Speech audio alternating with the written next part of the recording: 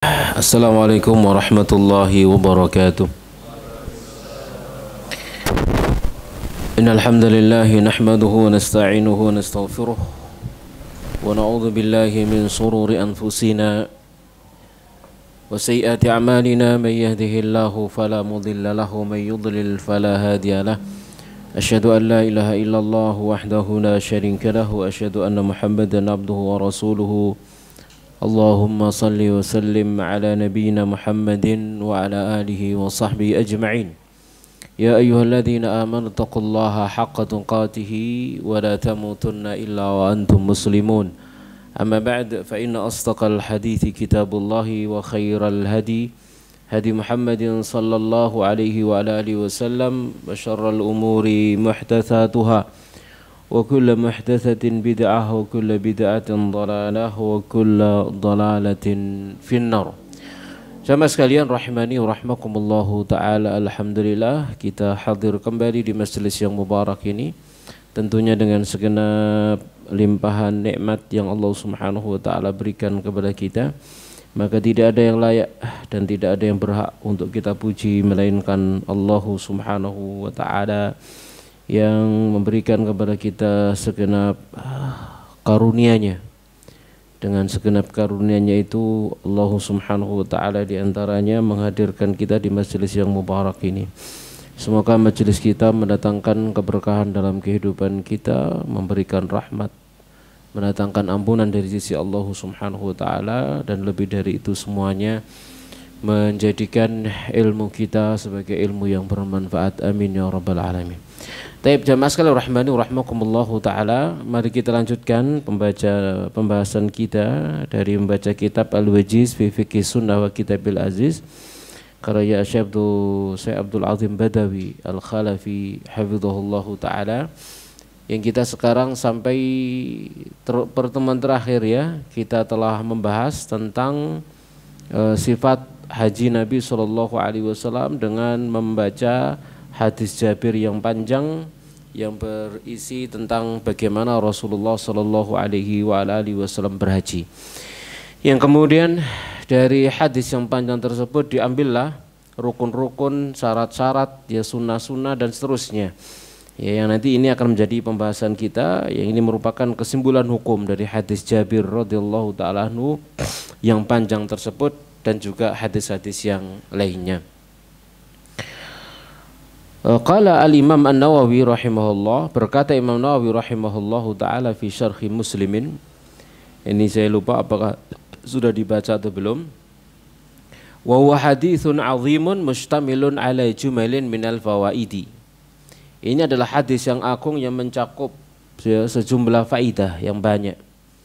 Ya, wa nafaisa, dan perkara-perkara yang berharga, min muhimmatil qawaid, dari kaidah-kaidah yang penting.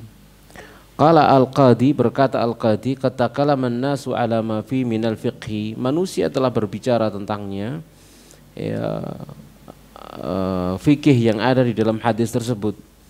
Wa aktsaru, dan mereka telah banyak memperbincangkannya tentang hadis Jabir tersebut. Wa sannafa fihi Abu Bakar ibn al-Mundhir juz'an kibiran, dan Abu Bakar bin al-Mundhir telah menyusun ya satu juz yang besar tentang hadis ini. Wa kharraja fi minal fiqhi mi'atan, ya, dan kemudian beliau keluarkan fikih dari hadis tersebut, ya, berapa, sekitar 150 macam fikih, ya, walau tuqsiya lazida ala hadzal qadri qaribun minhu, yang kemudian seandainya didalami maka ya akan lebih, gitu ya, lazida, maka akan lebih dari kadar ini, ya jamaah sekalian rahmani rahmakumullahu taala. Jadi itu komentar daripada Imam Nawawi rahimahullah dalam Syarah Muslim tatkala mengetengahkan hadis Jabir yang kemarin sudah kita baca pada pertemuan yang terakhir. Maka dari hadis tersebut dan hadis-hadis yang lainnya dibawalah kepada pembahasan sekarang, al-hajju ibadatun minal ibadat. Haji itu adalah satu ibadah dari ibadah-ibadah, lahu arkanun wa wajibatun wa sunanun. Maka haji sebagaimana ibadah yang lainnya memiliki rukun-rukun, memiliki wajib-wajib dan memiliki sunnah-sunnah. Jadi ada rukun haji, ada wajib haji, ada sunnah haji. Ya jamaah sekalian rahmani rahmakumullahu taala. Awalan yang pertama dibahas oleh mu'alif di sini yaitu sunanul haji. Sunnah haji. Yang pertama membahas tentang sunanul ihrami, sunnah di dalam berikhram. Sunnah di dalam berikhram. Jadi kalau dikatakan sunnah berarti hukumnya tidak wajib. Ya. Jadi sunanul ihrami, sunnah dalam ikhram. Yang pertama al-ghuslu indal ihrami, mandi saat berihram, meniatkan ihram. Sebelum berniat ihram maka mandi dulu. Li hadis Zaid ibn Thabit, berdasarkan hadis Zaid bin Thabit, annahu ra'an nabiyya, bahwasanya dia melihat Nabi sallallahu alaihi wasallam tajarrada li ihlalihi wa ightasala, bahwasanya beliau melihat Nabi sallallahu alaihi wasallam melepaskan baju beliau, ya, kemudian mengganti baju beliau untuk mengawali ikhram beliau, waghtasal, dan kemudian beliau mandi. Jadi beliau melepas baju, ya, kemudian mandi untuk ganti baju dengan baju ikhram, ya, kemudian baru berniat ikhram. Itu yang pertama. Ini hadis sahih riwayat Imam At-Tirmidzi rahimahullahu taala. Kemudian sunnah ikhram yang kedua, at-tibu fi badanihi qabla al-ihram. Memakai wewangian di badan sebelum berniat ikhram. Jadi tatkala mandi tadi itu misalkan boleh mandi pakai sabun wangi. Karena dipakai di mana? Di badan dan belum ikhram. Ya, misalkan kalau pakai sabun wangi boleh. Ya, masalah rahmani rahmakumullah. Li hadis Aisyah, berdasarkan hadis Ibunda Aisyah radhiyallahu taala anha, qalat, dia berkata, kuntu utayyibu Rasulullah sallallahu alaihi wasallam li ihrami. Ya, dulu aku membuat wangi, memberikan wangian kepada Rasulullah SAW di ihramihi, untuk ikhram beliau, hina yuhrimu, saat beliau hendak berikhram. Ya, wali hillihi qabla an yatufa bil bait, dan untuk niat ikhram beliau sebelum beliau tawaf di Ka'bah. Ya, jadi Nabi sallallahu alaihi wasallam disiapkan namanya wangian, dipakai di mana? Di badan. Ya, di badan. Sama sekalian rahmani rahmakumullahu taala, ya.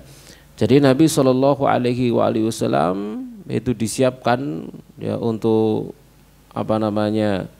sebelum ihram wangian. Nah, kalau sekarang misalkan ya boleh, berarti kita pakai sabun wangi gitu ya, sehingga badannya wangi, baru kemudian pakai baju ihram. Ya jamaah sekalian rahimani rahmakumullahu taala. Atau juga untuk tahallul beliau, walihillihi qabla an yatufa bil bait, yakni sebelum tawaf ifadah. Setelah selesai pelaksanaan ibadah haji, gitu ya, setelah jumrah Aqabah misalkan, ya, setelah menyembelih kurban atau sebelumnya, pokoknya sudah jumrah Aqabah, maka saat itu sudah boleh bertahallul, sehingga tawaf ifadah seseorang boleh pakai baju ikhram atau dia boleh pakai baju bebas kalau sudah tahallul. Dan Nabi SAW tahallul dulu, kemudian disiapkan oleh Ibunda Aisyah minyak wanginya, baru kemudian beliau tawaf. Ini tawaf ifadah tentunya yang dimaksud di sini, ya. Bukan tawaf umrah, tapi tawaf ifadah. Jamaah sekalian rahmani rahmakumullahu taala. Jadi beliau disiapkan, ya, setelah untuk tahallul beliau, ya, wangian sebelum tawaf di Ka'bah, ya, ini tawaf ifadah setelah balang jumrah Aqabah. Itu sunnah yang kedua. Sunnah yang ketiga, an yuhrima fi izarin waridain abyadaini, berihram pada sarung dan selendang, ya, abyadaini, yang berwarna putih. Jadi pakai baju ihram yang warnanya putih, itu sunnah. Jadi baju ihram terdiri dari 2 lembar, 1 lembar untuk atasan, 1 lembar untuk bawahan, dan tidak boleh ada jahitan. Ya. Baik. Berwarna putih. Li hadis Ibnu Abbas, berdasarkan hadis Ibnu Abbas, qala dia berkata, intalaqan Nabi sallallahu alaihi wasallam minal Madinah. Nabi sallallahu alaihi wasallam beranjak, ya, berangkat dari Madinah ba'dama tarajjala waddahana. Setelah beliau bersisir dan mengenakan minyak pada rambut beliau atau mengenakan wangian. Wala bisa izarahu, lalu beliau mengenakan sarung beliau, waridaahu, dan selendang beliau, huwa washabu, beliau dan para sahabat beliau sallallahu alaihi wa alihi wasallam. Jadi 2 lembar kain. Ya. Wa amma istihbabu kaunihi ma'abyadaini, adapun disunnahkannya 2 lembar kain itu berwarna putih, maka fali hadithi Ibni Abbas, maka hal itu berdasarkan hadis Ibnu Abbas, anna Rasulullah SAW qala, Nabi SAW bersabda, ilbisu min thiyabikumul bayadha, ya, atau albisu min thiyabikumul bayadha, pakailah oleh kalian, ya, jadi ilbisu min thiyabikumul bayadha, pakailah oleh kalian yang putih dari baju kalian. Fa innaha min khairi thiyabikum, karena putih itu adalah sebaik-baik baju kalian. Wa kafinu fiha mautakum, dan kafani oleh kalian orang-orang mati kalian pada baju yang berwarna putih. Ya, jamaah sekalian rahimani wa rahimakumullahu taala. Jadi disunahkan 2 lembar tadi itu berwarna putih. Ya, maka ini sudah menjadi adat sudah. Ya, menjadi apa? Sesuatu yang disepakati oleh seluruh kaum muslimin dari belahan bumi mana saja sing jenenge kain ihram warnane putih, kan gitu ya. Sudah, itu sudah ya syar'i, ya adat, sudah kan ya, ya syar'i, jadi adat yang syar'i, sekalipun pada dasarnya hukumnya sunnah, ya, pada dasarnya hukumnya apa, sunnah, ya, tapi sudah, ya situ. Jamaah sekalian rahmani rahimakumullahu taala, misalkan sampai nyeleneh dhewe dadi syuhra, wis kan hukumnya sunnah, aku tak gawe kelamin anu apa jenenge apa pink. Ya, baju ihram warna pink ngono ya. Ya dipecicili wong sak donya sampean, Pak. Ya, jadi tidak boleh sudah. Kenapa? Menyelisih yang lain. Nah, tidak boleh menyelisih yang lain. Jadi syuhra namanya. Ya, jadi tidak boleh melakukan perbuatan tersebut, ya. Jadi jangan menyelisih adat dan kebiasaan seluruh kaum muslimin, gitu ya. Yang sudah ada khilaf di dalamnya, jangan diselisih, begitu ya. Ojo nyeleneh, ya, nyeje dhewe, sing lainnya 2 lembar kain warna putih sampe dhewe ireng misalkan gitu. Nah, ini tidak boleh, ya, menyelisih kaum muslimin, nyeje dhewe sampean kok, Pak, ya. Jadinya syuhra. Dan berpakaian syuhra hukumnya haram. Ya, pakaian syuhra hukumnya apa? Haram, nyeje, ya, dari kebiasaan kaum muslimin. Kemudian sunnah yang keempat, as-salatu fi wadil aqiq, salat di lembah al-aqiq. Ya, salat di lembah al-aqiq. Liman marrabi, bagi orang yang melewatinya. Ya, salat di lembah aqiq bagi orang yang melewatinya. Ya. Kalau tidak salah di situ sekarang ada sumur. Saya lupa nama sumurnya, tapi gara-gara banyak orang yang mencari berkah dari air sumur tersebut, wong Indonesia paling unik ya. Saya pernah ke sana, ditulisi di gerbangnya alma ghairu shalihin li syurbi, air tidak layak untuk diminum. Ya, tidak layak untuk diminum atau dikonsumsi, ya.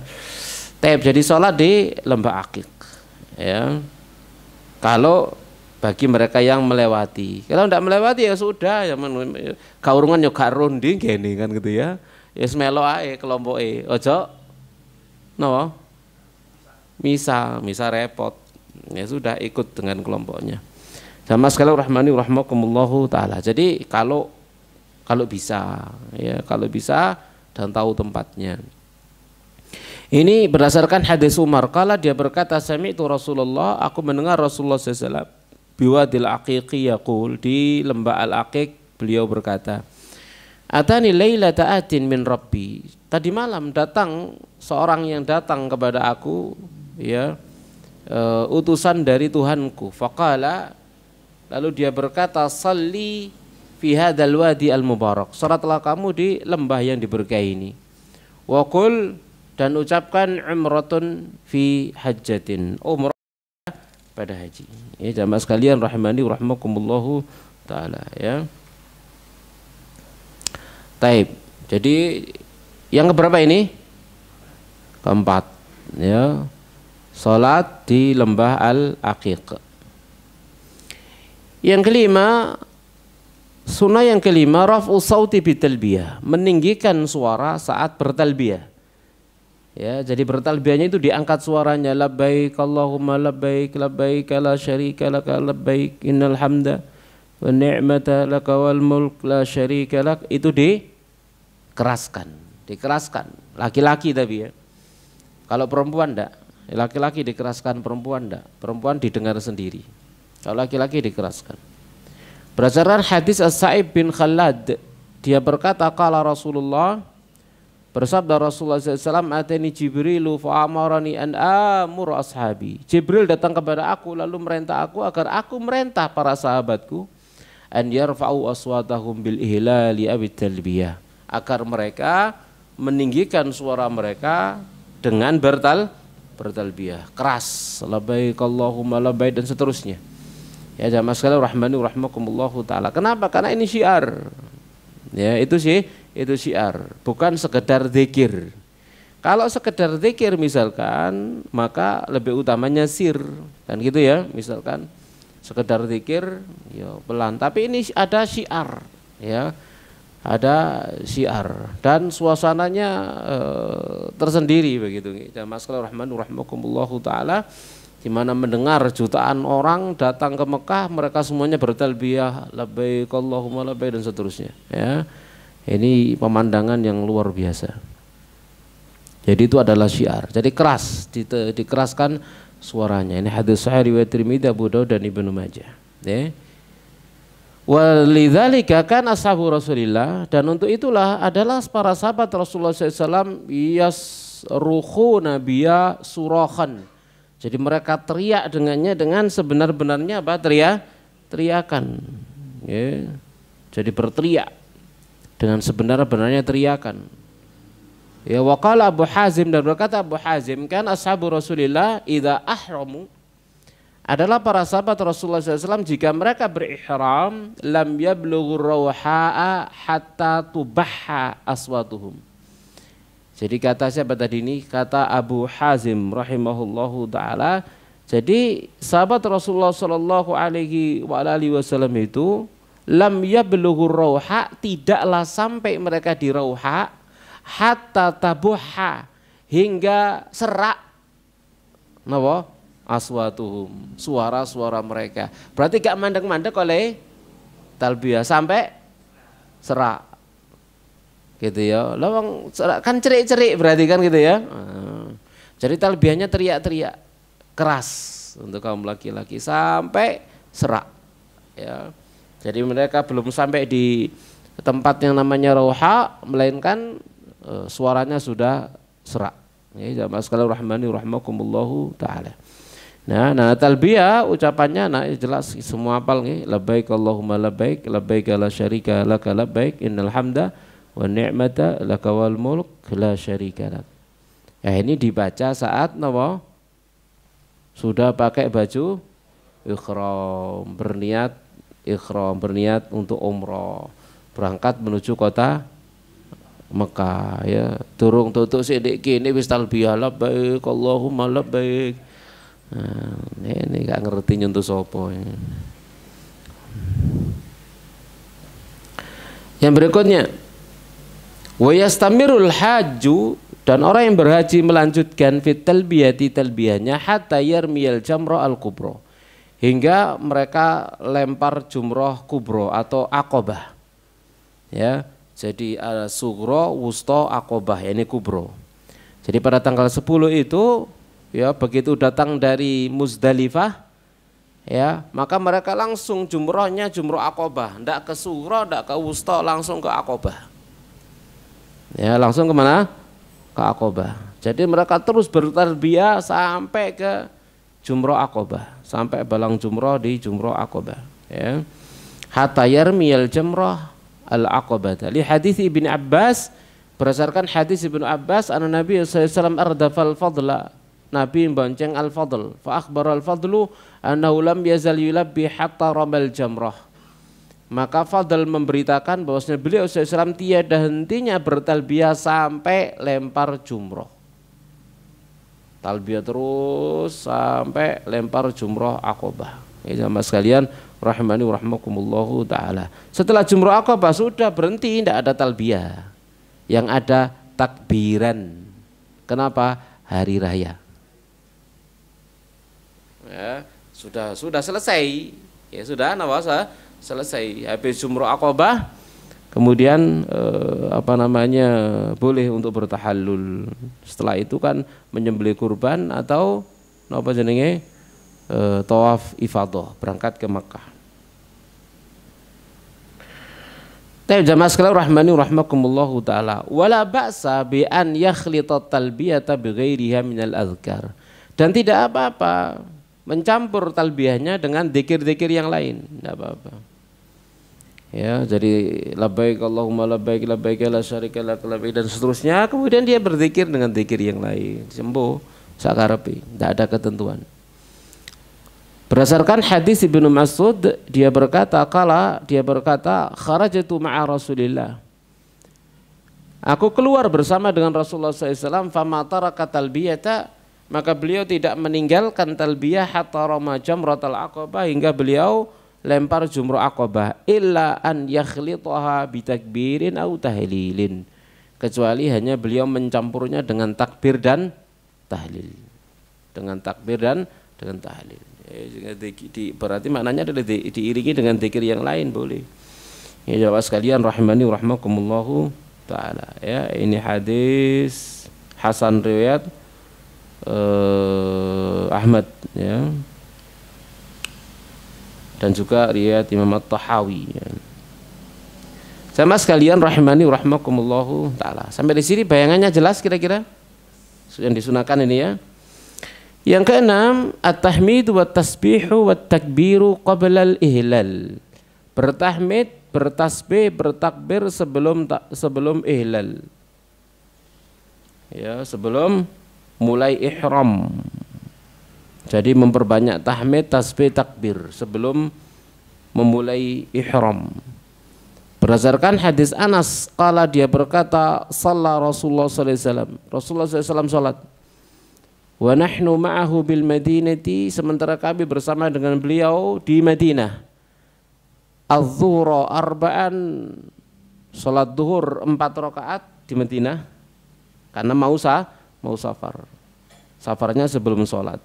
Setelah salat zuhur. Maka salat zuhur 4 rakaat, wala asra bi dzil hulaifati raka'ataini, dan salat 2 rakaat asar dari qasar di Dzul Hulaifah.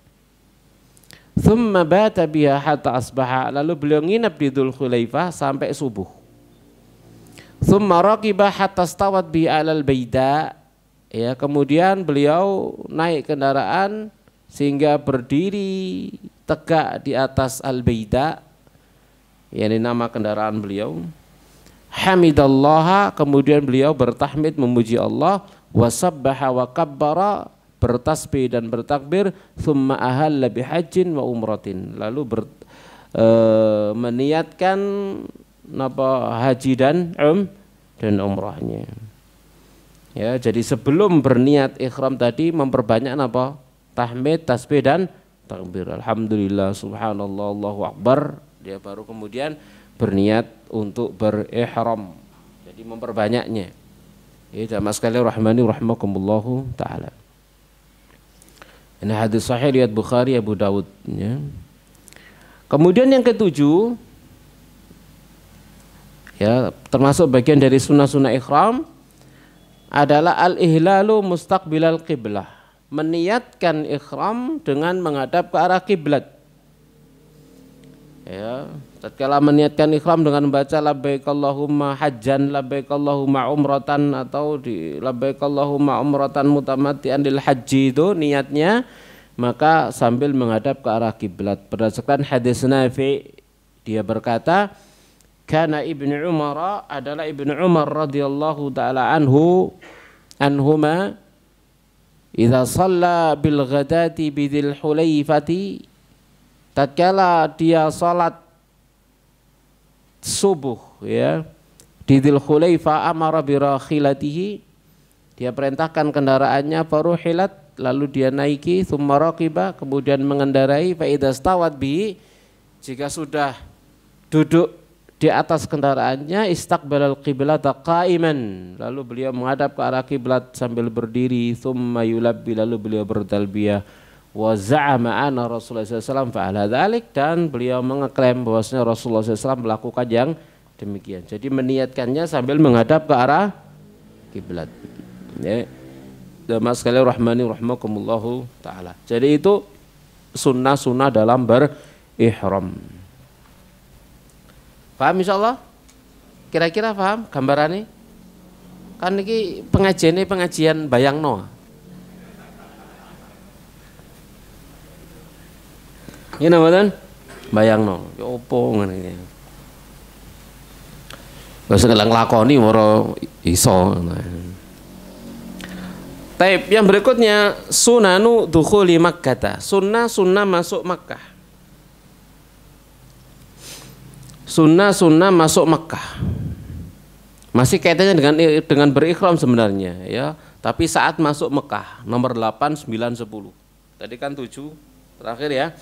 Sekarang 8, 9, 10. Al-mabitu bidhi tua, nginep di Dhi Tua.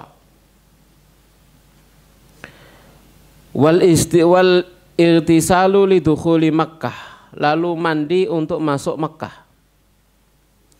Wa dukhuluha naharan, dan memasuki Makkah di siang hari. Ya, nginep di Dhi Tua di Mekah, kemudian mandi untuk masuk Mekah, kemudian memasuki Mekah di siang hari. Ya, wis ngene iki wis apa jenenge melok ae kan, ya. Ya ikut napa rombongane, ya. Ndak iso dewi-dewi, kecuali zaman budal napa haji bondo napa? Hah? Backpacker. Iso saiki backpacker.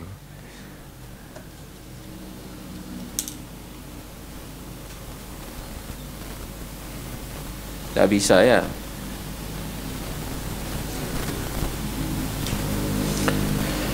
Nggak ada haji apa jenenge sekarang, ya, tak terkoordinir. Kalau apa namanya, kita dulu tahun 2005 itu masih banyak haji, apa jamaah haji yang ngemper nggak tenda dewe, tenda macam do embong-embong, wah kayak saya nggak oleh. Ya, kenapa? Satu hal tidak tertib, kelihatannya buruk, misalkan. Kemudian kalau ada apa-apa, petugas itu tidak bisa jalan. Gitu ya, kalau ada apa-apa petugas tidak bisa jalan. Saat itu ada 300 orang mati, meninggal saat itu. Tahun 2005 itu, ya. Jadi saya punya kisah sama Yai, sama Ustadz Abu Hamzah tentang kejadian tersebut, Masya Allah, ya. Jadi saat itu ada demo orang Iran, orang Syiah di Mina. Mereka teriak-teriak gitu, ya, teriak-teriak gitu, ya, tatkala menuju Jumrah itu, ya, menuju Jamarat itu. Lah di depan sana mandek berhenti. Di depan mandek berhenti, yang sini napa? Maju. Ya. Habis orang 300 wafat saat itu. Kenapa? Kekencet. Yang depan mandek, yang sini maju. Ya. Baik. Dan beliau termasuk di dalamnya siapa Ustadz Abu Hamzah ya, ini Ustadz Yai Agus Hasan Basori, beliau ada di dalamnya, di dalam situ ya. Saya saat itu tidak ikut, biasanya saya selalu ikut, karena beliau mau ketemu dengan saya Samir Az-Zuhairi kalau nggak salah ya, muridnya si Albani. Itu janjian di tempat beliau, di tenda beliau. Biasanya saya selalu diajak, tapi saat itu nggak diajak. Saya ada di hotel di Mina, lalu beliau keluar sendiri. Nah, pulangnya terjebak di dalam, ya, terjebak di dalam, ya, terjebak di dalam ceritanya. Pokoknya ketemu saya itu bajunya berdarah-darah. Subhanallah ya. Lalu SMS al-maut. SMS ke siapa? Teman dari Sudan ya, namanya Abdul Rashid, Ustadz Abdul Rashid atau Syekh Abdul Rashid. Lalu saya nggak tahu, beliau SMS ke Ustadz Abdul Rashid itu, hei aina Ustadz, gitu ya. Mana Ustadzmu? Dia SMS aku gini, al-maut. Waduh, bingung sudah ya, sudah. Ternyata kemudian beliau datang sambil pucet, masya Allah, dan berdarah-darah di baju. Ya, itu tahun 2005 ya. Jadi 300 orang wafat saat itu, 300 orang wafat. Ya, jamaah sekalian rahmani rahimakumullah taala. Nah, itulah kemudian kebijakan terus berubah karena demi kemaslahatan. Semua adalah demi kemaslahatan. Gak oleh napa jenenge protes, gak oleh. Itu semua demi kemaslahatan. Ya, jamaah sekalian rahmani rahimakumullah taala. Tambah sekarang misalkan tambah ke sini nanti dibuatkan hotel semua di sana itu. Sudah mulai dibangun hotel, kano tendo nanti, hotel, masuk hotel ya. Semakin nyaman insya Allah ya, seperti itu. Baik, kita lanjutkan.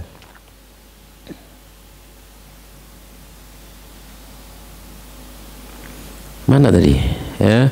Idza qala kana Ibnu Umar, adalah Ibnu Umar, idza dakhala adnal haram, jika beliau sudah masuk ke adnal haram ya, maka amsaka anil talbiyah, beliau menahan diri dari talbiyah, diam sudah. Tsumma yabitu bi dhitwa, lalu menginap di dhitwa. Tsumma yusalli bi subha wa yatasil, lalu salat di dhitwa, salat subuh. Wa yatasilu, kemudian beliau mandi. Wa yuhadditsu anna Nabi sallallahu alaihi wasallam kana yaf'alu dzalik, dan beliau bercerita bahwa Nabi sallallahu alaihi wasallam itu biasa melakukannya demikian. Ya, ini yang saya maksud tadi itu di tua ya, ini maksud yang ada sumur yang tulisannya alma ghairu shalihin lil lisrub, itu di tua, maksudnya di tua ini. Ya, biasanya digunakan untuk ya ini, untuk mandi, untuk sholat, ngambil air ini, tapi gara-gara napa jenenge di keramatno, diambil keberkahannya dan seterusnya, akhirnya ditutup ya, akhirnya ditutup. Baik jamaah sekalian rahmani rahimakumullahu taala. Kita lanjutkan poin yang ke-11, dukhulu Makkah minat thaniyatil ulya, masuk Makkah dari Thaniyah al-Ulya ya, dari Thaniyah al-Ulya ini jalan atas ya, dari jalan atas Thaniyah al-Ulya.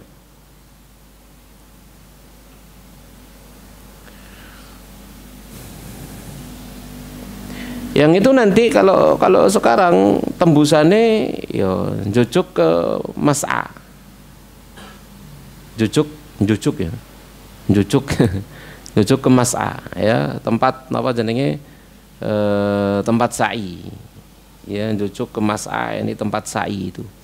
Kenapa? Karena kalau lurus ke sana, misalkan dia jalan ke situ, maka masuk di situ ya langsung apa? Langsung ke Hajar Aswad ya, ke sana masuk langsung ke Hajar Aswad ya, karena Hajar Aswad lurus ke belakang itu langsung ke Mas'a ya. Mas'a itu tempat sa'i maksudnya ya. Jadi dakhala adnal haram amsakan talbiyah tsumma yabitu bi dhitwa tsumma mana tadi? dukhulu Makkah minathani al-ulia, dari jalan atas. Li hadis Ibnu Umar, berdasarkan hadis Ibnu Umar, kala dia berkata, kana Rasulullah yadkhulu minathaniyatil ulia wa yakhruju minathaniyatis sufla. Nabi itu masuk dari thaniyah al-ulia dan keluar dari thaniyah as-sufla. Ya. Jadi masuknya dari jalan yang atas, keluarnya dari jalan yang bawah. Ya di antaranya hikmahnya ya seperti kalau kita apa? Salat Id gitu ya. Pulang dan perginya jalan yang berbeda. Ini masuk dan keluarnya juga dari jalan yang berbeda. Ya jamaah sekalian rahimani rahimakumullahu taala. Kemudian yang ke-12, an yuqaddima rijlal yumna 'inda dukhuli ilal masjid. Mendahulukan kaki yang kanan saat masuk ke masjid. Wa yaqulu, seraya membaca, a'udzubillahil azim wa biwajhil karim wa sultanihil qadim minasyaitonir rajim. Bismillah, Allahumma salli ala Muhammad wa sallim, atau Bismillah wassalatu wassalamu ala Rasulillah, ya boleh. Allahumma aftahli abwaba rahmatik. Ya, ini lengkapnya doa masuk masjid.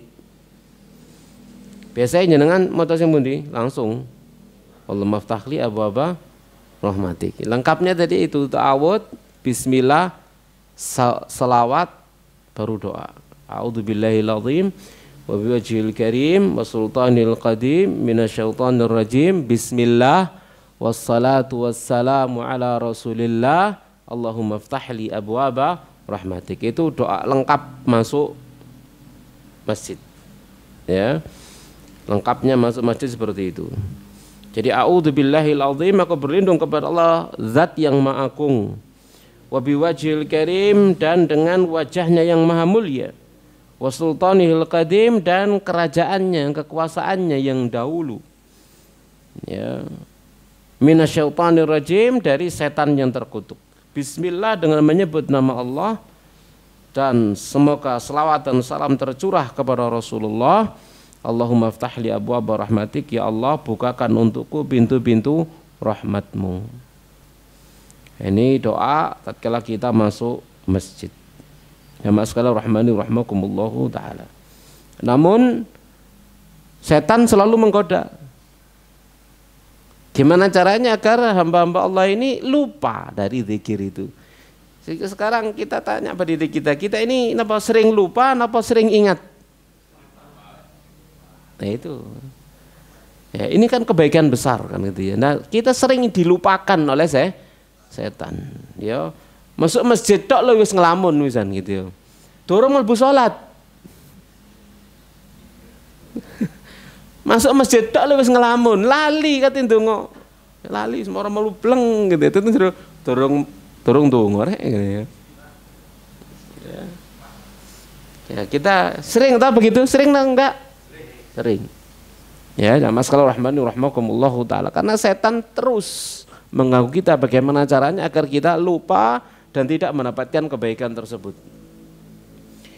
Makanya kan kita itu disunahkan jamaah rahmani rahmakumullahu taala kalau ke masjid jalan kaki. Ya, kalau ke masjid jalan kaki. Jalan kaki sambil berzikir, berdoa, untuk ngawal hati sebenarnya. Ngawal hati agar selalu sudah ingat Allah Subhanahu wa taala, itu pemanasan menuju khusyuk di dalam sholat. Ya. Keluar rumah sudah berdoa, kenapa keluar rumah. Berjalan menuju masjid, kemudian berdoa, Allahumma ja'al fi qalbi nura wa fi lisani nura wa fi sam'i nura wa fi basari nura wa an yamini nura wa an shimali nura wa min fawqi nura wa min tahti nura wa min amin wa min fawqi wa min khalfi nura, Allahumma a'tini nura. Terus berzikir, masuk masjid, lalu berdoa lagi. Kan itu ya. Jadi mengingatkan kita terus. Kemudian disuruh untuk tenang jalannya, ojo pelayonan. Mlebu masjid pelawayon gitu ya. Pemenang wis naik kendaraan ngebut pisan gitu ya. Ya. Nah, disuruh tenang ya. Itu diantaranya ini, agar kita khusyuk tatkala kita beribadah. Yang ke-13. Fa idza ra'al baita rafa'a yadayhi insya. Kalau sudah melihat Ka'bah, maka mengangkat tangan kalau mau. Li thubuti an Ibnu Abbas, karena kevalidannya dari Ibnu Abbas radhiyallahu taala anhuma. Jadi kalau sudah melihat masuk ke Masjidil Haram, melihat Ka'bah, mengangkat tangan. Boleh kalau mau. Ya, sambil napa jenenge wada'a bima tayassaralah, lalu berdoa dengan doa yang mudah baginya. Wa in da'a bi du'ai Umar, kalau kemudian berdoa dengan doanya Umar, fahasan, maka boleh, maka bagus. Lithubuti anu, karena kevalidan doa itu dari Umar radhiyallahu taala, timbang ngarang dhewe donga ana dungane sahabat kan gitu nggih. Oh berarti sahabate ngarang donga dhewe. Lek sahabate jenenge Umar gak apa-apa. Kan gitu ya. Kenapa Umar? Khulafa ar-rasyidah. Alaikum bisunnati wa sunnatil khulafa ar-rasyidin min ba'di. Tamassaku 'alaiha bin nawajid, kan gitu ya dalilnya. Ya, wa'addu 'alaihi bin nawajid, ya. Jadi kalian harus berpegang dengan sunnahku dan sunnah khulafa ar-rasyidin. Nah, ini Umar, ya. Maka tatkala Umar misalkan napa jenenge berdoa dengan satu doa tertentu, maka itu sunnah. Dan itu legal. Ya. Dan sudah dilegalkan oleh Nabi sallallahu alaihi wasallam, sudah di napa jenenge legalisir. Napa istilahnya itu di iya, disahkan sama Rasulullah sallallahu alaihi wasallam. Ya. Jadi tidak ada masalah, ya. Jangan kemudian wah ini apa dalil bahwasanya Umar bikin bid'ah. Satu doa yang tidak pernah diajarkan oleh Nabi SAW, dia bikin sendiri. Ya, lalu mengatakan, oh ini Umar juga bikin bid'ah, doa sendiri. Jawabannya, iku Umar mes. Lah sampean sapa? Gitu ya. Kalau Umar, maka sudah Nabi SAW menjelaskan, alaikum bisunnati wa sunnatil khulafa ar-rasyidin min ba'di. Ya, tamassaku biha wa'addu 'alayya bin nawajid. Pegang teguh iya. Dan Nabi SAW tidak menyebut bihima, keduanya, tapi menjadikannya domirnya domir mufrad, bukan musanna, menunjukkan sunnah Nabi dan sunnah khulafanya satu. Kalau berbeda, maka Nabi akan mengatakan tamassaku bihima, tapi Nabi mengatakan tamassaku biha. Padahal yang disebut dua sunnah, sunnah Nabi sama sunnah khulafa ar-rasyidin, tapi Nabi menyebutnya satu, berarti satu. Ya, sunnah Nabi, sunnah khulafa ar-rasyidin adalah sunnahnya Nabi sallallahu alaihi wa alihi wasallam. Itu sudah ketetapan dari Rasulullah sallallahu alaihi wasallam, ya. Lalu apa doanya Umar? Allahumma antas salam wa minkas salam fahayyina rabbana bis salam. Allahumma ya Allah, antas salam, kaulah as-salam, wa minkas salamu, darimulah segala keselamatan, fahayyina rabbana bisalam, maka hiduplah kami wahai Rabb kami dengan keselamatan. Apal wis iki gampang wis ngapalno. Allahumma antas salam wa minkas salam fahayyina rabbana bisalam. Jelas ya insyaallah ya. Baik. Berikutnya sunanut tawaf. Sunnah tawaf. Masih melanjutkan, cuma ingin diurut. Ya, poin nomor 14. Tadi nomor 13 saya. Sekarang poin 14. Kaitannya dengan sunnah tawaf. Apa? Al-ittiba'. Apa itu al-ittiba'? Wa huwa yudkhilu izarahu tahta ibtihil ayman. Memasukkan selendangnya, yakni atasannya, di bawah ketiak kanan. Wa yuradda tarfahu ala mankibihi al-aisar. Lalu ujung-ujungnya diselempangkan di pundak yang kiri. Yang penting pokoknya pundak kanane buka. Ya, jadi pundak kanan buka itu hanya untuk tawaf. Selain untuk tawaf, maka pundak kanannya ditutup. Gitu ya. Jadi perjalanan tadi itu semuanya menuju Ka'bah, pundaknya ditutup. Tapi begitu sudah mulai tawaf, maka pundaknya dibuka, pundak kanan. Ya, dipindah sudah. Posisi napa jenenge baju umrohnya atasannya dipindah, dirubah. Ya jamaah sekalian rahmani rahimakumullahu taala ya. Jadi wa yakuna min mangkibuhu al-aimanu maksyufan. Dan jadilah pundak kanannya terbuka berdasarkan hadis Ya'la bin Umayyah anna nabiyya tafa muttabi'an bahwasanya Nabi SAW tawaf dalam keadaan pundak kanannya tersingkap terbuka. Taib. Yang ke-15, istilamul hajaril aswad, mengusap hajar aswad.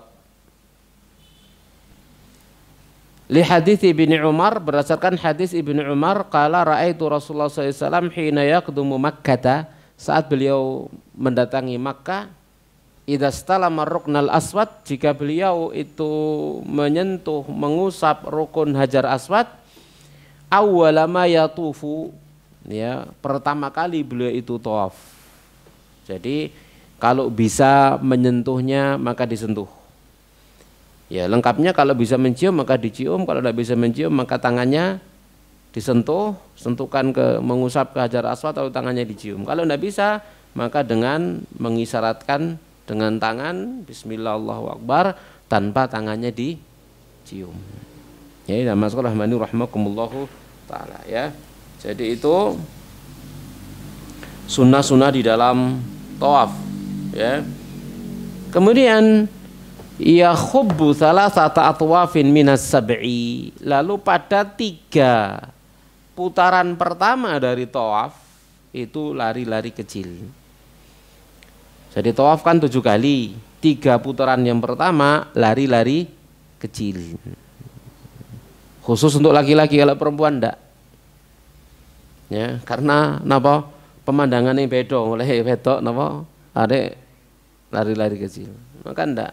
Kalau laki-laki lari, perempuan enggak. Jamaah sekalian rahmani rahmakumullahu taala. Yang berikutnya yang ke-16, takbilul hajar, mencium hajar aswad. Ya, dan ingat ya, ini orang misalkan haji atau umrah ndak bisa nyentuh hajar aswad atau ndak bisa mencium hajar aswad, itu ndak apa-apa belas. Ya, ndak apa-apa sama sekali. Jangan punya anggapan waduh rugi. Ndak rugi, ndak apa-apa. Gitu ya. Kalau bisa mudah dimudahkan ya alhamdulillah, ndak bisa ya ndak apa-apa. Gitu ya. Jangan kemudian memaksa sampai nyikut-nyikut. Nah, nyikut iki luwih gede dosane nyikut timbang ngambung hajar aswad. Gak sombot sampai dosane. Gitu ya. Nowos ndesuk sampai nyikut-nyikut begini. Ya ndak boleh. Kalau lapang ya lapang. Ya bisa alhamdulillah. Ndak bisa ya sudah. Ndak apa-apa. Apalagi perempuan, ndak usah maksa gitu ya. Kate desa-desaan mbek lanang-lanang ngono gitu. Ndak boleh. Ya, dia berdosa nanti. Nah, dosa, melakukan dosa malah di depan Ka'bah, coba ya Allah dosane. Ya. Kalau sholat di sana 100.000, kalau dosa gak sumbut sampai dosane dibanding dengan pahalanya. Ya, mas kalau rahmani rahmakumullahu taala. Kalau bisa mencium.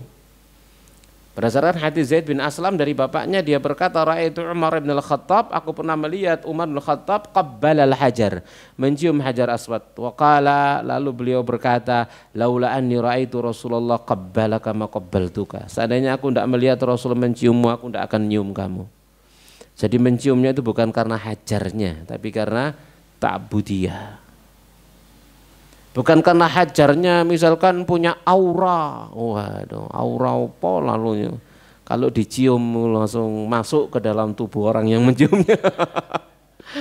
Enggak begitu, enggak ada kaitannya, enggak, itu ta'abudiyah saja. Karena Nabi mencium, kita mencium, gitu saja. Karena pikiran macam-macam. Enggak ada pikiran macam-macam. Gitu ya. Kenapa dia makhluk, kita juga makhluk, sama-sama makhluknya. Hatta dia adalah batu dari surga misalkan. Kan gitu ya. Sekalipun dia batu dari surga, seandainya Nabi tidak menciumnya, kita akan menciumnya. Masih toko surga, sekalipun dari surga. Ya, sekalipun warnanya masih seperti warna tatkala dulu turun dari surga, masih berwarna putih. Nabi tidak menciumnya, kita nggak akan menciumnya. Kan gitu ya. Masih kemudian wangi ini, kan gitu ya. Aslinya kan begitu ya, wangi semerbak sak donya misalkan. Nabi tidak menciumnya, kita juga tidak akan menciumnya. Ya, seperti itu. Karena ini adalah ta'abudiyah. Jadi menciumnya bukan karena menghormati Hajar Aswad. Ya, menciumnya bukan karena menghormati, takdim, memuliakan Hajar Aswad, tidak, tapi karena syariat. Ya, Nabi Shallallahu alaihi wasallam. Ya, Hajar Aswad sudah pernah dicuri sampai pecah, itu kan ada potongan. Ya, baru kemudian dikembalikan. Ya, jamaah rahimakumullah taala. Jadi tatkala napa jenenge itu dibela, dicari bukan karena Hajar Aswadnya, tapi karena syariatnya. Gitu ya. Kalau Hajar Aswad gak ono lah, sing diambung endi kan gitu ya. Ya, yang diambung mana? Mosok ngene tok ya gak iso. Dan ingat ya, yang dicium itu batunya. Bukan lengkungan peraknya. Yang dicium apanya? Batunya. Ojo ini diambung lah, apa kan diambung? Ya, yang perak yang warna putih, enggak usah diambung, ngapain ini diambung? Ini gak syar'i iblas gitu ya. Nah, yang dicium itu batunya di dalam itu ya. Di sana ada apa jenenge biji-biji yang ditanam gitu ya, karena sudah pecah. Ya, sudah enggak asli wungkul tapi sudah pecah. Nah, itu yang dicium. Batunya tadi itu. Jadi bukan lengkungan peraknya. Ya, lengkungan perak ini gayanane rojo. Ya, sama sekali rahimakumullah taala ya. Taib. Kemudian as-sujudu alaihi, sujud di atas Hajar Aswad. Ya, maksudnya apa sujud di atas Hajar Aswad? Begini menciumnya. Jadi menciumnya itu begini. Nah, itu loh. Paham ya? Kayak orang sujud. Ya, kayak orang sujud di atasnya.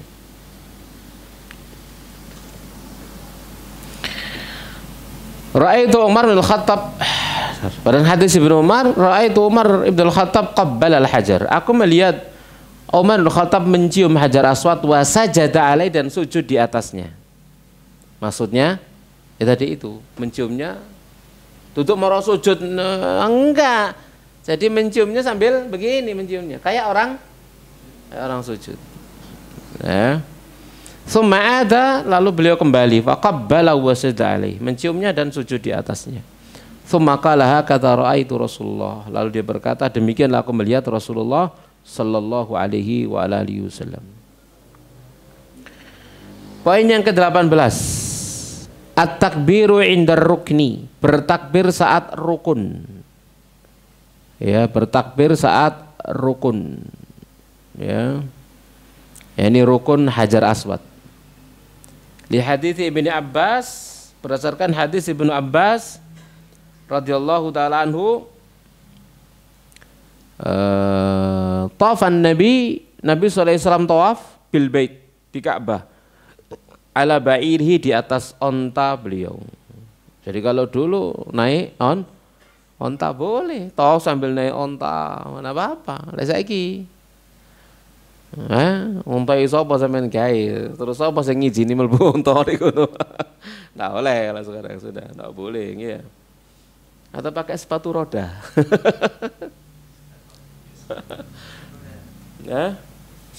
Ya, ada apa namanya yang ban dua lo dinaiki di atasnya muter dewe itu ya, kayak di sana juga ada ya. Pakai seperti itu juga. Tapi gak digawe tawaf ya. Wong sak mono kae ngono kabeh tabran. Taib, jamaah sekalian rahmani. Intinya boleh tawaf sambil naik kendaraan, naik onta. Nabi melakukannya tawaf sambil naik onta. Ya, tawaf naik kursi roda, ya boleh. Gitu ya, jamaah sekalian rahmani rahimakumullahu taala. Ya. Taib, tawafan Nabi bil bait ala ba'irihi. Kullama atar rukna, setiap kali beliau melewati rukun, asyara ilaihi bi syai'in kana indahu wa kabbar. Lalu beliau memberikan isyarat dengan sesuatu yang ada di sisi beliau, lalu kemudian beliau bertakbir. Allahu akbar. Setiap kali melewati rukun aswad, rukun apa jenenge? Hajar aswad, mengangkat tangan. Ya, bismillah Allahu akbar. Tapi tangan enggak usah diambung. Enggak usah diambung. Kenapa? Isyarat. Kalau ngambung itu kalau tangannya disentuhkan ke hajar aswad, tangannya dicium. Ya. Taib. Poin yang ke-19. Ar-ramal fil ashwati thalathah al-ula min at-tawafi al-awwali. Jalan kaki lari-lari kecil pada 3 putaran yang pertama, ya. Lari-lari kecil pada 3 putaran yang pertama dari tawaf yang pertama. Tawaf yang pertama, apa tawaf umroh atau tawaf kudum, ya. Li hadis Ibnu Umar, berdasarkan hadis Ibnu Umar, anna Rasulullah kana idza tawafa bil bait tawaf al-awwal, jika beliau tawaf di Ka'bah, tawaf yang pertama, ramala thalathah, beliau jalan lari-lari kecil 3 putaran pertama, wa masya arba'atan, dan jalan kaki biasa 4 putaran terakhir, minal hajari ilal hajar, dari hajar ke hajar, dari hajar aswad ke hajar aswad.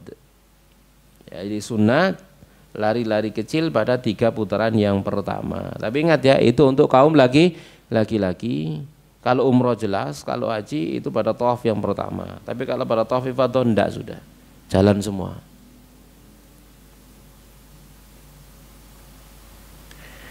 Yang ke-20, istilamur ruknil yamani, menyentuh atau mengusap rukun yamani. Rukun yamani itu rukun sebelum hajar aswad.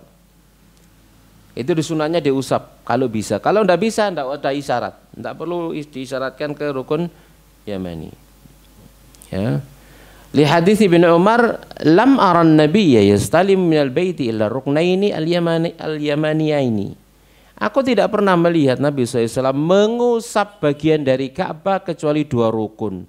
Rukun Yamani dan rukun Hajar Aswad. Ya. Bedanya kalau rukun Hajar Aswad diusap, tangannya dicium. Kalau rukun Yamani diusap, tidak perlu dicium. Ya. Kalau tidak bisa mengusap, kalau rukun Hajar Aswad disyaratkan tangannya tidak dicium. Kalau melewati rukun Yamani tidak bisa mengusap, yoga ade isyarat. Poin 21. An yad'a baina ruknaini bihadid da'wah. Berdoa di antara 2 rukun Yamani sama rukun Hajar Aswad. Ada tandanya ya. Sudah melewati rukun Yamani menuju rukun Hajar Aswad, berdoa Rabbana atina fid dunya hasanah wa fil akhirati hasanah wa qina adzabannar.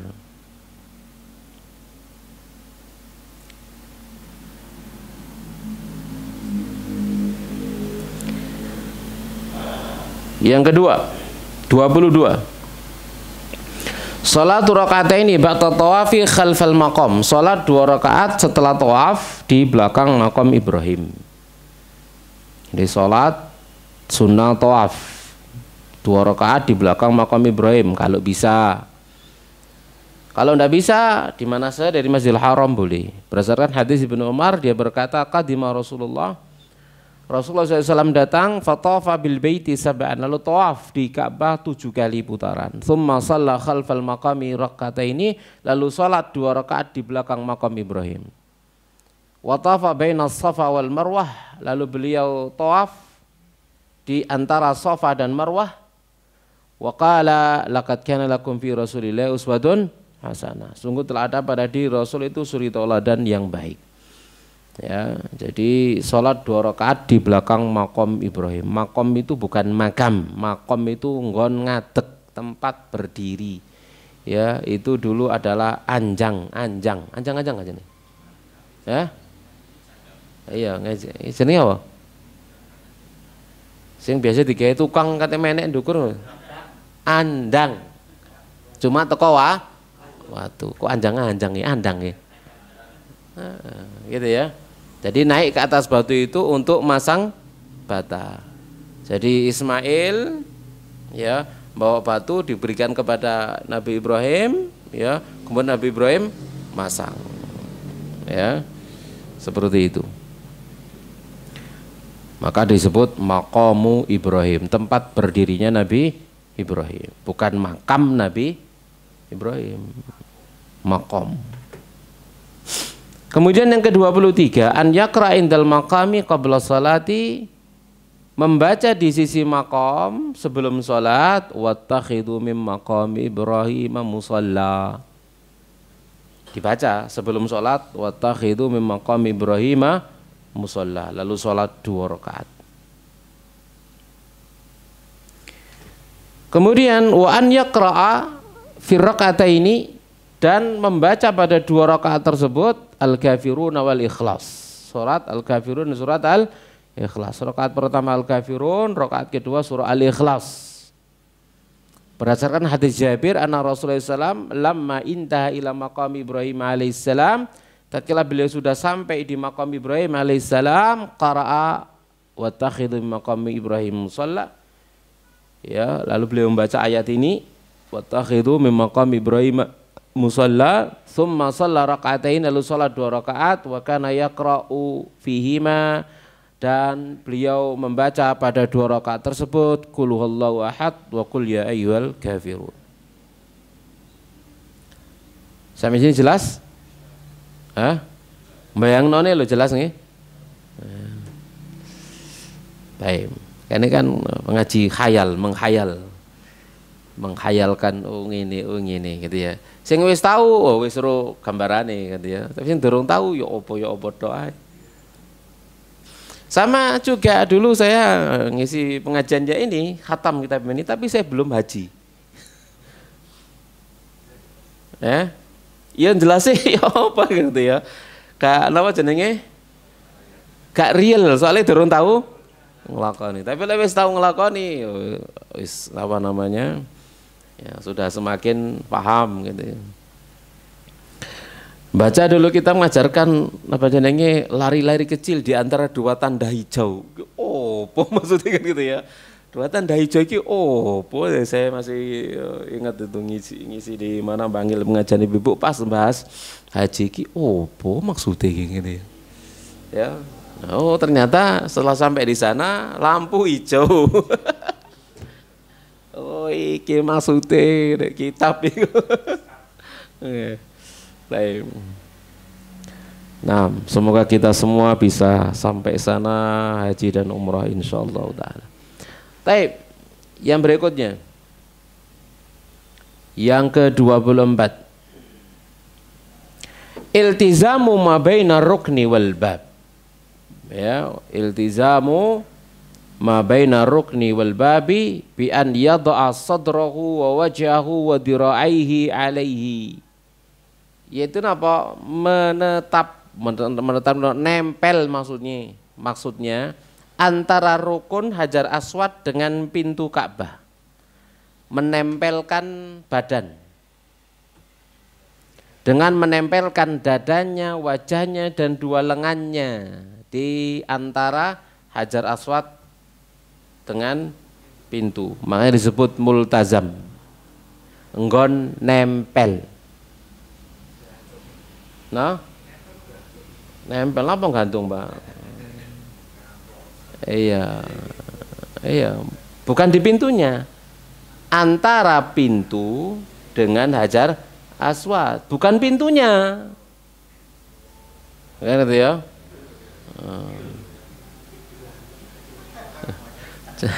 Jadi menempelkan pipi, dada, pipi dan lengan ditempel.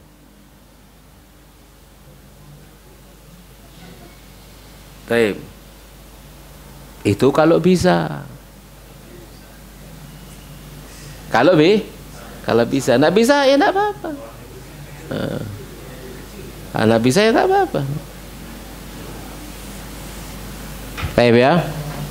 Li hadits Amr ibn Syu'aib an Abi an Jaddih, dia berkata tuftu ma Abdullah bin Amrin, aku pernah tawaf bersama dengan Abdullah bin Amr. Falamma faraghna minas sab'i, tatkala kami sudah selesai dari tawaf yang 7, raka'na fi tuburil Ka'bah, kami pun rukuk di belakang Ka'bah, maksudnya sholat. Fakultu, lalu aku berkata, ala tata'awwadu billahi minan nar, tidak engkau berlindung kepada dari api neraka? Qala a'udzu billahi minan nar, aku berlindung kepada dari api neraka. Thumma madha, lalu beliau berlalu. Fastalama rukna, lalu beliau menyentuh rukun. Thumma qama bainal hajari wal bab, lalu beliau berdiri antara Hajar Aswad dengan pintu Ka'bah. Fa'al saqa sadrahu, lalu beliau rekatkan dadanya, wa yadai, dan dua tangannya, wa khaddahu, dan pipinya, ilaihi, kepada Ka'bah, antara Hajar Aswad dengan pintu Ka'bah. Thumma qala, lalu dia berkata, hakadha ra'aitu Rasulullah SAW yaf'alu, seperti ini aku melihat Rasulullah SAW melakukannya. Jadi ingat ya, itu bukan apa jenenge, bukan karena bukan karena Ka'bahnya atau bukan karena Hajar Aswadnya, enggak, karena Rasul melakukannya. Sedangkan Rasul tidak melakukan itu, kita nggak melakukannya, kan gitu ya. Jadi dan Nabi melakukannya hanya antara Hajar Aswad dengan pintu, tidak pada anggota yang lain, tidak pada bagian-bagian Ka'bah yang lain. Delon saiki jamaah haji, Masya Allah kabeh diratakno, kesalahan gitu ya. Jadi ibadahnya berdasarkan hawa nafsu, tidak berdasarkan ilmu. Hawa nafsu ya, hawa nafsu, jiwa seneng cinta wong ini kan gitu nggih ya. Padahal cintanya tidak akan pernah melebihi cintanya Rasulullah Shallallahu Alaihi Wasallam. Tapi Nabi tidak seperti itu, dan kita hanya mencontoh Rasulullah Shallallahu Alaihi Wasallam. Nabi tidak melakukannya, kita tidak melakukannya. Ya, Nabi nyium Hajar Aswad, kita cium Hajar Aswad. Nabi tidak nyium, seandainya nggak akan nyium.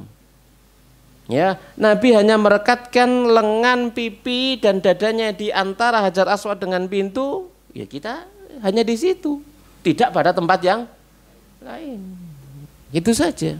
Nabi mengusap Yamani, kita usap. Nabi tidak ngusap, kita akan usap. Dan tidak akan ngusap rukun-rukun yang lain. Masih ada 4, masih ada 2 lagi kan begitu ya? Masih ada 2 lagi, enggak. Kita enggak melakukannya. Kenapa? Nabi tidak melakukannya. Ya. Jadi pada dasarnya bukan karena Ka'bahnya, bukan karena Hajar Aswadnya, tapi karena yang punya Ka'bah, Allah Subhanahu wa Ta'ala, dan karena nabinya, utusannya melakukannya, kita mencontohnya. Seandainya Nabi tidak melakukannya, enggak. Bisa dipahami? Baik. Kita lanjutkan. Yang ke-25. Asyurbu min zamzama, minum air zam-zam, wa ghuslur ra'si bihi, dan mencuci kepala dengannya, menyiram kepala dengannya. Di hadis Jabir ada Nabi fa'ala. Berdasarkan hadis Jabir bahwasanya Nabi SAW melakukannya. Dan minum air zam-zam, sebagian diminum, sebagian disiramkan. Tapi jangan asal cari tempat yang belakang tatkala mau menyiramkan air ke kepala. Jangan di pelataran Ka'bah, becek. Ana wong kepreset, sampean gare wong kepreset sikile cuklek, sampean tanggung jawab di akhirat. Kan itu ya, enggak boleh sak karepe iki sunah ya, sunah rono, tapi jangan di sini. Tempat mojok sana pinggir yang di sana dekat dengan pembuangan air. Gitu ya. Ya begitu, jangan saenake dewe, harus mikir la doror wala diror. Enggak boleh melakukan perbuatan yang membahayakan ya diri sendiri atau orang lain. Ya, jadi jangan aduh sunai nyiram sirah tapi lek gini, wah, enggak boleh. Ya jangan mikir sunnah kudu dilakukan, misalkan enggak, dilihat dulu. Minggir sana ya, cari tempat di atas napa jenenge aliran pembuangan air yang ditutupi sama besi. Kadang-kadang begitu ya. Nah, di sana siramen ngono. Yo telu ngember lah karepmu. Apa-apa. Kenapa? Air langsung hilang. Tapi lek deket-deket ke sana lain. Anak wong tawaf kepreset. Ya, lain itu. Bahaya ya. Tapi wis entek waktune rek. Sampai poin selawe ya. Ya, cukup ya. Berikutnya kita bahas sunanus sa'i, sunnah sa'i, lalu rukun-rukun haji si akeh. Kita cukupkan. Kalau ada pertanyaan kita persilakan. Ada pertanyaan? Ada Ustaz. Nggih, fadhol. Pertanyaan pertama, posisi saat kita tawaf, badan kita terutama saat karena kami mendengar bahwasanya saat tawaf harus menjaga posisi pundak kiri menghadap Ka'bah Ustaz. Jadi artinya enggak gerak-gerak gitu Ustaz. Lalu saat ke Hajar Aswad kita menghadapnya itu sambil memiringkan badan ke arah Hajar Aswad atau cukup tangan aja yang dari arah pinggir Ustaz? Iya, jamaah sekalian jangan mempersulit diri. Posisi pundak harus sejajar dengan Ka'bah ngelewir ini. Kalian mentlek ini enggak kan itu apa jenenge takalluf namanya. Biasa saja sudah kan gitu ya.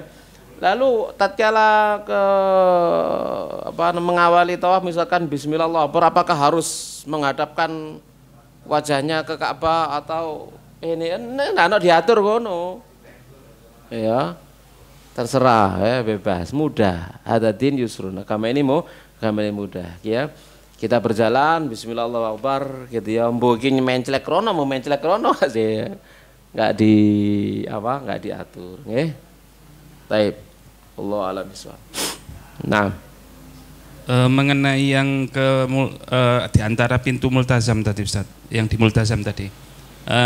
Kami pernah mendengar bahwasanya tempat yang paling mustajab untuk berdoa di Ka'bah itu di Multazam Ustaz.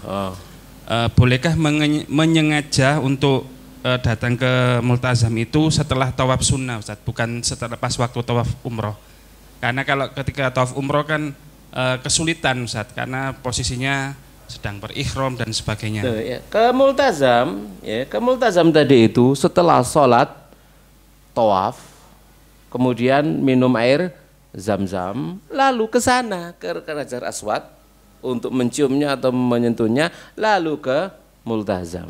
Setelah itu baru sa'i. Itu tempatnya. Bukan pada saat napa? Tawaf. Selesai. Ya, setelah selesai. Itu kesunahnya seperti itu. Bisa paham ya? Nah, tadi kan diceritakan Nabi seperti itu. Jadi habis habis selesai sholat, ya, kemudian bisa minum air zam-zam dulu, kemudian baru ke Hajar Aswad, kemudian ke Multazam. Hajar Aswad geser kanan, Multazam, gitu ya, seperti itu. Baru kemudian sa'i. Nah, tapi itu semua sunnah, gitu ya. Kate nang wis mari ngombe ndelok Multazam, wah iya ngono. Ndelok sak mono kae katene, wah wis gak apa-apa, ndak apa-apa. Sama assalam rahmakumullahu taala. Ya. Jangan takalluf. Jangan takalluf. Ndelok wong iki gede aku sak mini aduh ngene. Nah, seperti itu ya. Nah, berarti kesimpulannya boleh Ustaz secara khusus datang ke tempat itu, misalnya tidak dalam rangka tawaf, misalnya mau ke Multazam aja itu Ustaz untuk berdoa. Lek saiki gak iso sampean lek gak gawe baju ihram.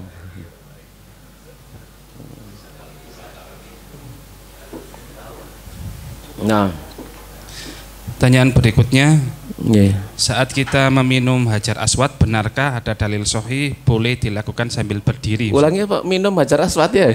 Minum air zam-zam. Bingung aku bener. Boleh sambil berdiri, jawabannya boleh, enggak apa. Lil hajah, karena ada hajat. Hajatnya apa?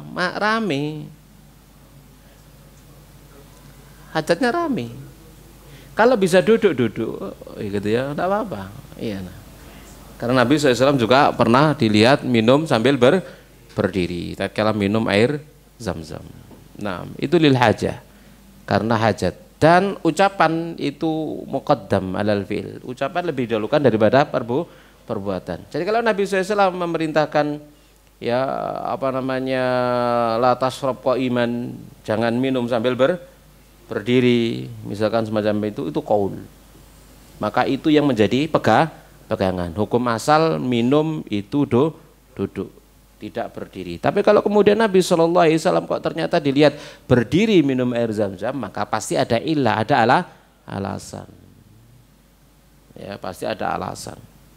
Ya, di antara alasannya adalah ziham.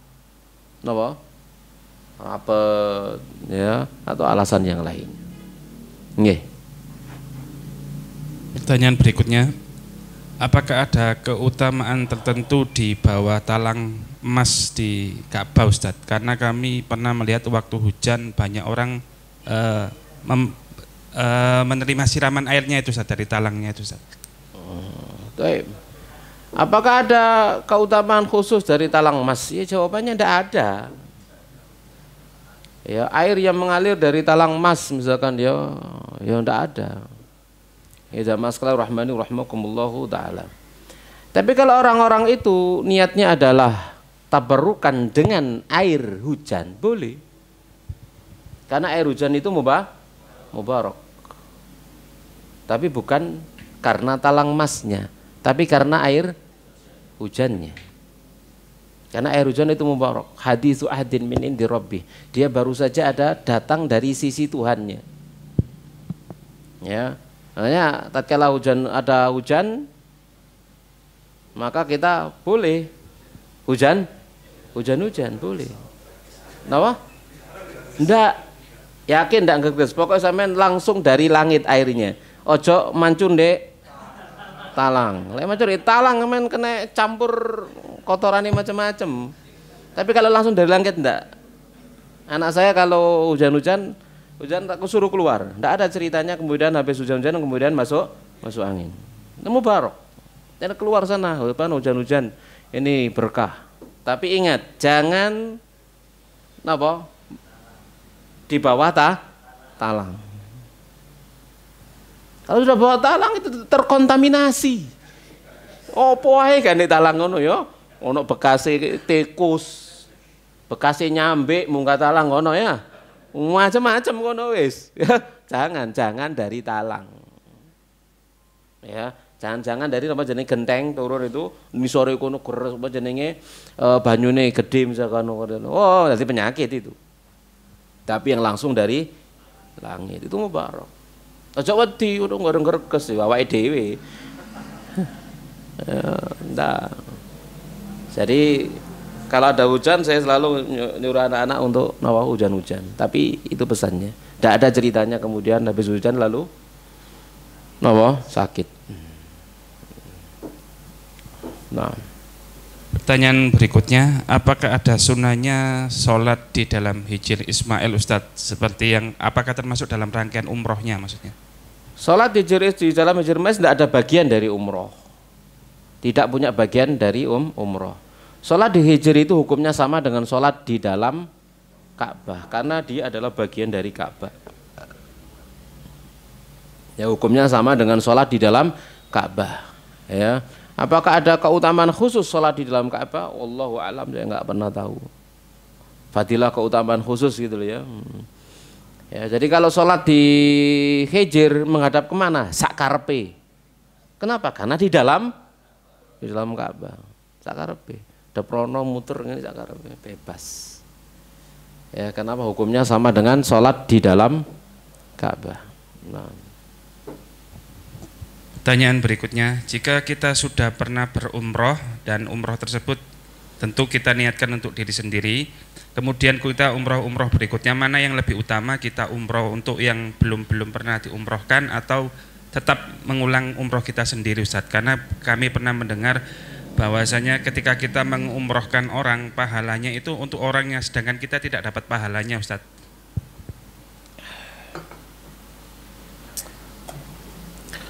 Tapi jamaah sekalian rahmani rahimakumullahu taala. Ya, hukum asalnya umroh kita hukum asal untuk diri sendiri. Ya, wa laisa lil insani illa ma sa'ah. Tidak ada bagi seseorang itu kecuali apa yang dia usahakan. Tidak ada bagi seorang kecuali apa yang dia usahakan. Itu yang pertama. Kemudian kecuali kalau niatnya adalah niat badal. Ya, badal apa? Badal umroh, menggantikan orang yang dia mampu tapi ada uzur. Dia mampu tapi ada uzur. Ya, dia mampu tapi kemudian ada uzur. Ya, jamaah sekalian rahmani rahimakumullahu taala. Maka itu boleh. Ya, terutama misalkan ya bagi anak untuk orang tuanya misalkan. Karena anak adalah bagian dari usaha orang tua. Wa laisal insani illa ma sa'ah. Tidak ada bagi seorang kecuali apa yang dia usahakan dan anaklah bagian dari usahanya. Maka tatkala anak mengumrohkan orang tuanya, maka di sana nyampe kepada orang tuanya. Apakah anaklah dapat pahalanya? Ya dapat. Ya dapat pahala apa? Umrohnya sama. Dapat pahala. Ya ndak sia-sia, bukan berarti kemudian ganjarannya full diberikan kepada yang dia badali, enggak, dia juga dapat. Sama rahmani rahimakumullahu taala. Itu kalau anak kepada orang tuanya. Kalau orang lain tatkala dia badali itu kan ada apanya? Coba sampean moro budal umroh lalu ono tangga aku tulung badalno sampean nak budal lah. Saiki nyato gaya aku ya. Gelem? Ayo, ono sing gelem? Ayo. Ono sing gelem? Ngarah, kan gitu ya. Orang lain ya nak ngarah. Masalah rahmakumullahu taala. Kecuali misalkan gini sih. Aku duwe sak men tapi aku lara saiki, gak iso budal. Sampeyan tak kei dhuwit budalno atas nama aku umrohno. Berangkat. Nah, betul? Nah, begitu ya. Seperti itu. Sama sekali rahmani rahimakumullahu taala. Namanya batal umroh, dibiayai sama orang ini, kita niat umroh atas nama dia. Bisa dipahami insyaallah? Nah, seperti itu. Tapi kalau kemudian misalkan kita umroh, wah ini untuk Pak Deku, iki untuk ponakanku, itu untuk bebekku, itu kok wae diumrohno kabeh misalkan semacam itu, ya wallahu alam. Mbok lek ngene gak ngerti aku. Ya. Kenapa mereka semua bukan termasuk apa jenenge? Usaha. Wa laisa lil insani illa ma sa'ah. Tidak ada bagi seorang kecuali apa yang dia usahakan. Kalau anak pada orang tuanya, jelas anak adalah usahanya. Anak adalah usaha orang tua. Gitu ya. Tapi kalau misalkan ponakan sama Pak D-nya, kecuali Pak D-nya, aku duduk sakmene tapi kepengen umroh tapi gak iso, kon sing budal nggih Pak D, kan nggih. Wah, seneng. Pokok wis tahu napa jenenge umroh lho. Kemudian dia membatalkan Pak D-nya, enggak ada masalah. Seperti itu gambarannya, maka boleh, enggak ada masalah. Sepakat seperti itu enggak ada masalah.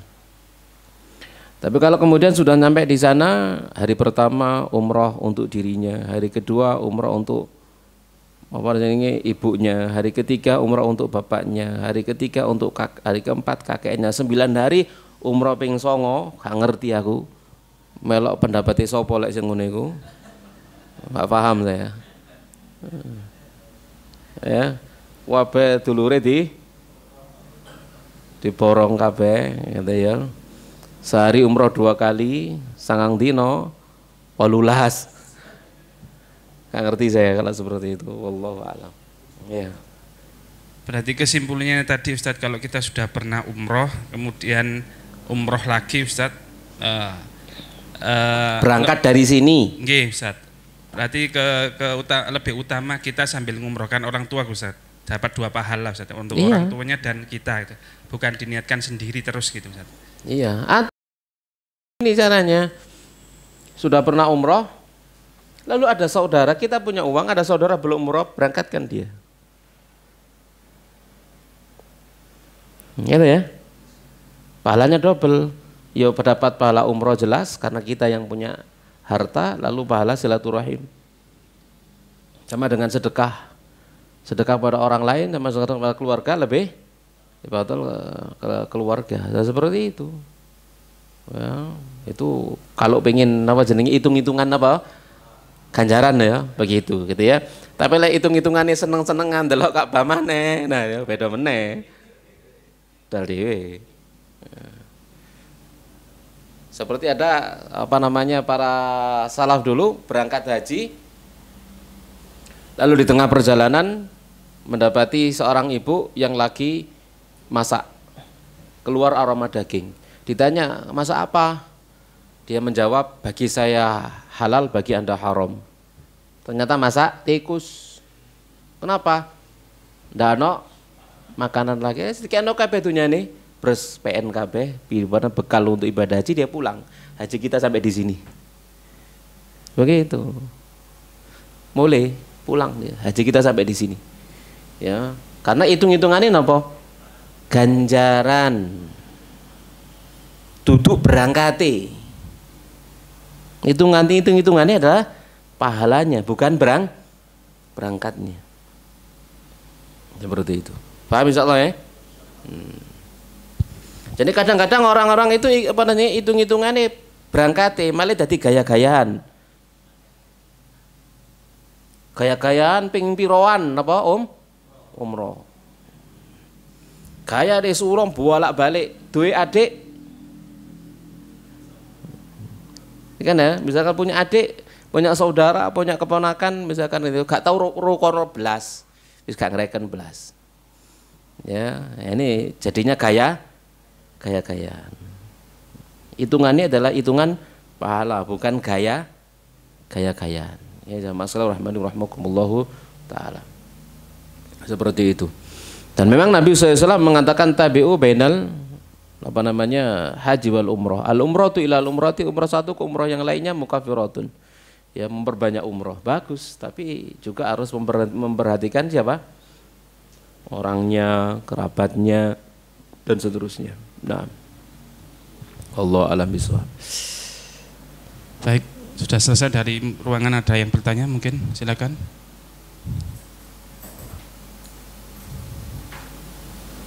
Tidak ada Ustaz. Tak ada ya wis.